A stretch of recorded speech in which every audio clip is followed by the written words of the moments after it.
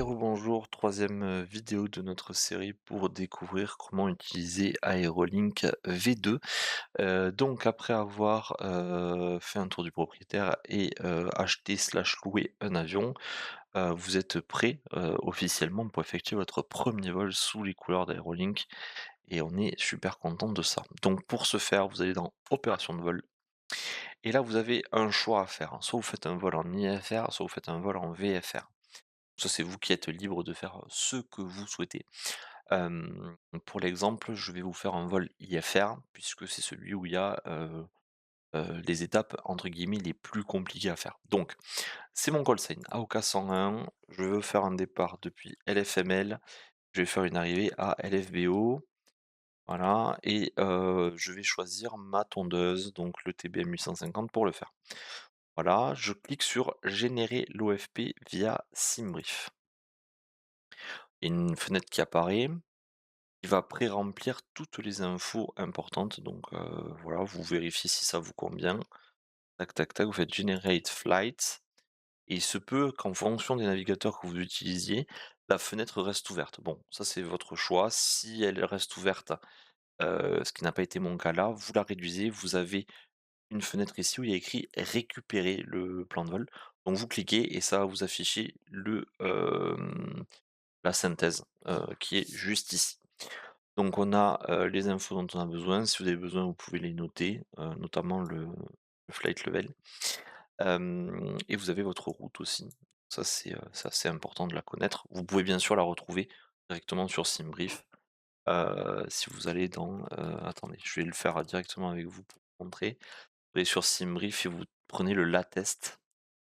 Voilà, donc là j'ai bien mon LFML, LFBO avec l'alternate à Pau, voilà, donc ça c'est le vol que je viens de générer. Bon, on part aussi du principe qu'en fond, vous avez le simulateur qui est ouvert et vous devez lancer le tracker. Donc le tracker, il est là. Hop, vous vous connectez. Bon, moi, bien sûr, je ne suis pas connecté à l'avion, mais vous pouvez donc demander sur le site, hop, de démarrer le tracking. Hop, et donc là, vous allez sur votre tracker, vous faites la petite flèche. Si toutefois vous n'avez rien là, et quand vous êtes connecté au simulateur, vous faites «Se connecter», donc ça fonctionne pour MSFS 2020 ou X-Plane, hein, 11 ou 12. Vous faites «Connecter» et en fait et une fois que tout est bon, que vous êtes prêt, vous faites «Démarrer le vol» et vous faites votre procédure de démarrage d'avion, le roulage, le vol, l'atterrissage et une fois que vous êtes à la porte, vous faites «Terminer le vol» et le PIREP remontera directement dans l'AVA. Tac, moi je vais annuler mon vol puisque je ne vais pas le faire. Cependant, je peux vous faire un petit tour tant que j'y suis sur le tracker. Donc, premier onglet, le dashboard avec la télémétrie, de votre vol, et la connexion à votre simulateur. Ensuite, la carte, donc ça c'est pour vous localiser dans, votre, vol. Vous pouvez, voir un petit peu, où vous êtes et où vous en êtes. Journal, ce sont les derniers vols effectués. Les outils, donc ça peut être pas mal si vous en avez besoin, notamment pour de l'IFR, du VFR pardon.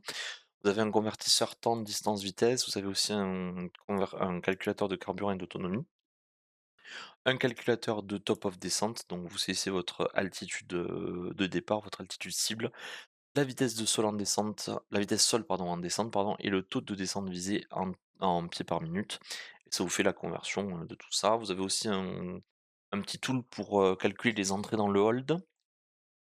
Un petit outil qui peut être utile aussi pour les tours de piste, admettons, vous avez une piste qui est au cap 130, vous savez que le ventre RC il est à 40°, le vent arrière pardon, il est à 310, la base à 220 et la finale à 130 du coup. Et ensuite convertisseur d'unité, donc de poids, de distance, de vitesse ou de pression. Voilà, donc ça peut être cool, en tout cas ça a le mérite d'exister, donc si vous avez besoin, Heu, vous, présaisissez donc, ce que vous avez envie dans cette page. Config donc serveur Aerolink, vous devez avoir l'API, d'Aerolink, mais normalement c'est fait par défaut.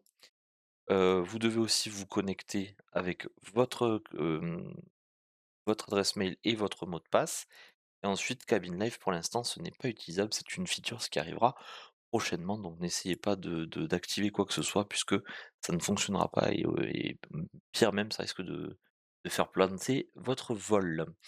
Voilà, je pense que je vous ai fait un tour exhaustif du tracker, si vous faites comme ça, il y a pas de raison que ça ne fonctionne pas. Donc reproduisez le schéma et ça fonctionnera. Voilà, merci à tous d'avoir regardé cette vidéo, j'espère que ça vous aura été utile et à très bientôt. Ciao, ciao.